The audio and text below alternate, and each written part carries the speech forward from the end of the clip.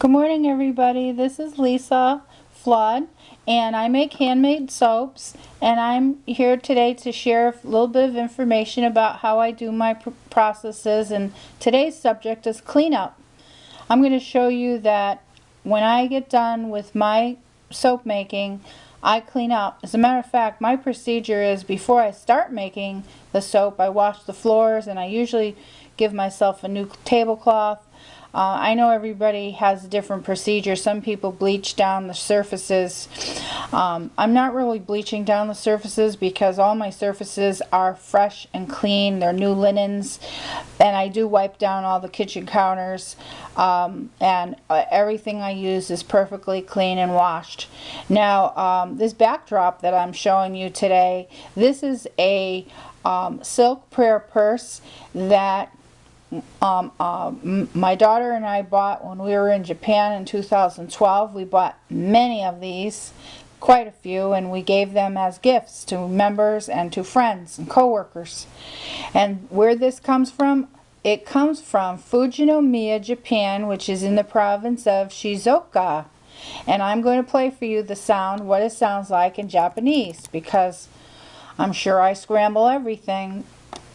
静岡富士宮日本 Well, I thought you'd like that. It's a little bit of culture here along with my soaps. You're going to notice that the ingredients I use, I enjoy using ingredients from around the world.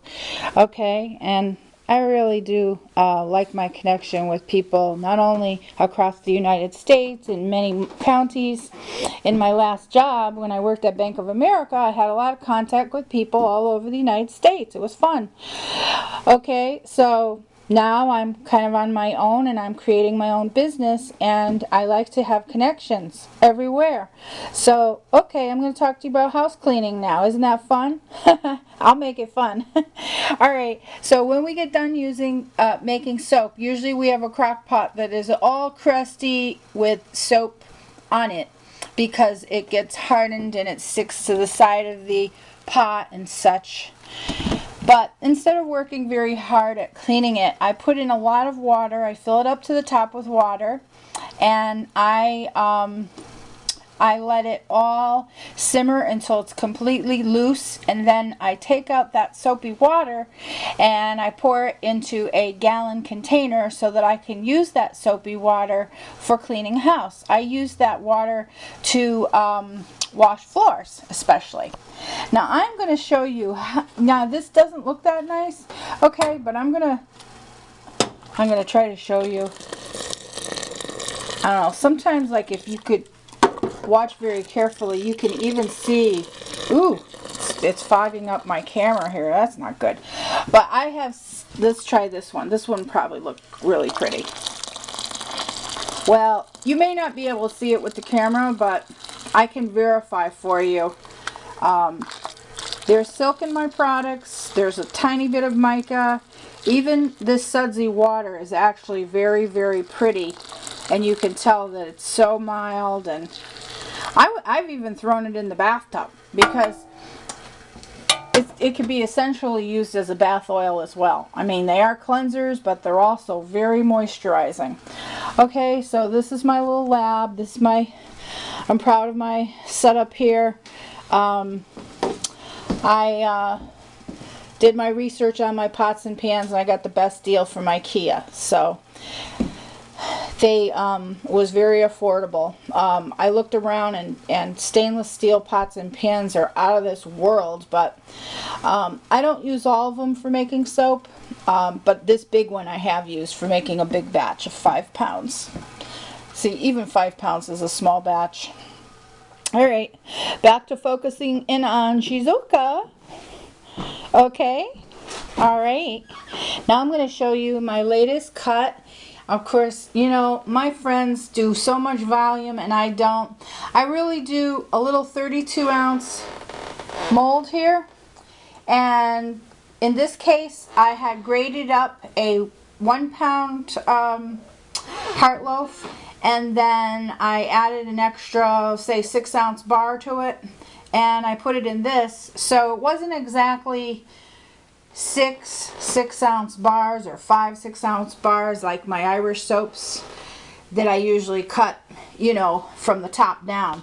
So these were laying on their side, and I just used the Irish bar as my, you know, as my mold. So the Irish bar is about 5.5 to 6 ounces. And the this other bar here, which is actually the same recipe as the Irish bar with a different fragrance. It's got dragon's blood fragrance in it.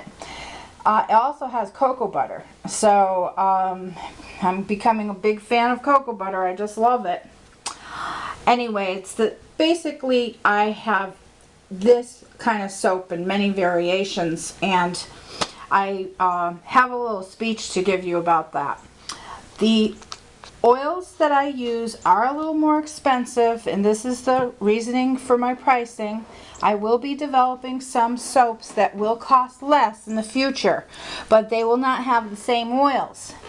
To develop a soap that is, say, for example, 1 or 2 oils with no additives, no fragrances, and no colorants, and no silk, no cocoa butter, etc., etc., that, you know, can be produced for less money. Okay, but mine do have a lot of different ingredients in them, and the shipping and all the different suppliers and all that, it does cost a lot of money. So anyway, this is that. Fortunate I could sell a few here and there. Alrighty, now I'm going to show you how I cleaned up my kitty's carpet. I'm going outside now. I'm going to show you my kitty's carpet. I do everything for Bubba, but we have another cat. Her name is Ashley, and she's nuts. So, you know, we just have to listen to her scream. And so I hope you can see Bubba's carpet that I cleaned up. How I did it, I laid the carpet down on the patio, and I splashed about 6 buckets of soapy water on it. And in addition, I splashed some more, 4 or 6 soapy buckets. And then in addition, I put the hot water on it as well. Okay, this is against the rules here, but on the other hand, I don't think he'd want me to do this in the bathtub. And I just didn't want to do that. And also, I could take this out to like a place where you wash, a car wash. I could take it out to a car wash and wash it out there too, but I didn't really want to even put that in my car. It wasn't that dirty, but my cat Ashley, you know, she's got some bad habits, and I don't want to go into it. She's old. She's 20 years old, so you know she's nuts. This here I cleaned last, wow, that must have been like last fall or something. It ended up on the porch the whole winter. Now that could come in the house. It's good. Alright, so anyway, it's a lovely day out today, and I am going to go back in the house, and I don't know if I played that thing for you. I think I did. But I'm going to go back into the house. Woo! Okay, and I am going to play that sound of Fujinomiya Shizoku. I don't know. Maybe one of these days I'm going to learn Japanese. I don't know. Okay. So I can be respectful. Oops. 静岡富士宮日本 Alright, and also want to say happy Tozan and congratulations to all those Tozan members that just came back from Japan.